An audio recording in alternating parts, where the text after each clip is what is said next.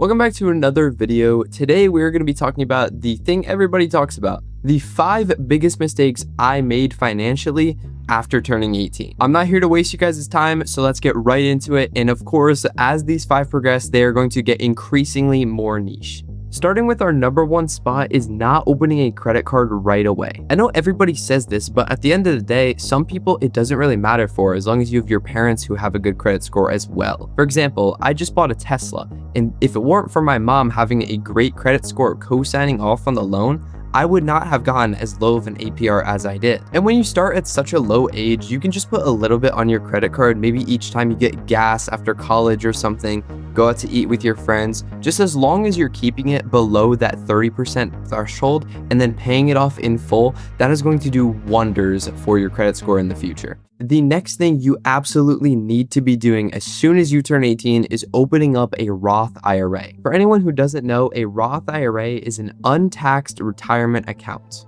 What it really is putting money away, letting it compound interest over time, and eventually it is going to grow a large lump sum. Even with a simple $100 a month investment from age 18 until the retirement age of 65, assuming the market average of about 10% on a return, as soon as you retire at 65, you will have $1 million untaxed. I will leave this website link down below in case you guys want to play with it for yourselves and see just how much you want to be investing, but even anything is just enough to get you started with your Roth IRA. The next thing you want to do is start moving away from your parents' accounts or any joint accounts that you may have and start learning as much about financing as you can. Now, don't get me wrong, your parents are a great asset through all of this because they've been around the block, they know what they're talking about, and can probably help you more than a financial investor would if you pay them like $100 every time you go to visit them. But at the same time, if you start compiling financial wisdom on your own,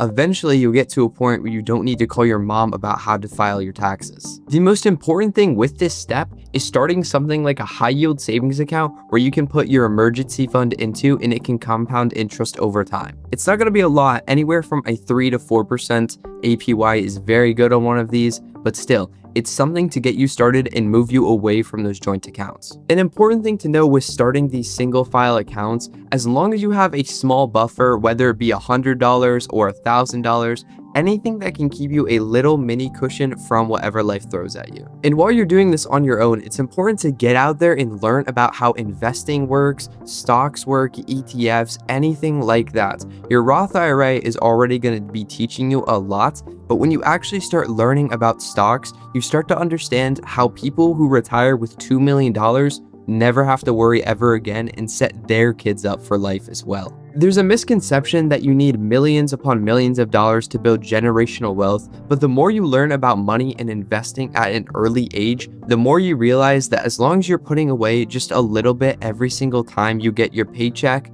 then you're going to be setting your kids and your future up as well. The next thing you should do as soon as you turn 18 is to stop planning for your future as soon as you graduate college, as soon as you graduate high school. Stop planning to move out of your parents' house. I said this in my last video, but I'm going to make a dedicated video to why living with your parents is the best financial choice anybody can make. But as soon as you turn 18, you want more freedom. As soon as you graduate college, you want more freedom. But the important thing is, do not move out of your parents' place. If a low-cost living space is about $1,500 and you have a car payment of $500, assuming you make $5,000 a month pre-tax, after taxes, that'll come down to about $4,000. From there, you're taking away $2,000 already just because of your car payment and rent, and then you have $2,000 for insurance, utilities, any bills or groceries you may need to pay, and then any wants as well. There's not a lot of room to save money there. Whereas living with your parents, you're keeping that extra rent money, that $1,500. You can invest that into a Roth IRA in lump sums, invest for your future, or even just spend a little bit more on some wants. But I highly recommend just saving as much as you can when you do this. And number 5 on our list is the last thing for this video and the best thing to take away from this video. At 18, you start finally hitting some money where you can spend for yourself. Don't do that. Whatever you make when you're 18, the best place to put it is actually your Roth IRA or a high yield savings account. It's not to spend it on whatever you want. Sure, you may know you can spend money, But what's even better is learning how to save money for the future. Let's say in the future you have a hefty tax bill or even some hefty bills you have to pay, where you went out and just bought something the night before just because you wanted it. Now you're struggling to pay your bills and your family isn't as well supported. Whereas at 18 years old, if you learn how to manage your money and resist those impulses, you're gonna set your family up and yourself up for a better future. The reason I made this video was not for clickbait or simple views. It was simply because I couldn't stop thinking about what if I did these 5 things at age 18. I would be in a much better financial position than I'm at now, and you can do that too as long as you start as early as you can.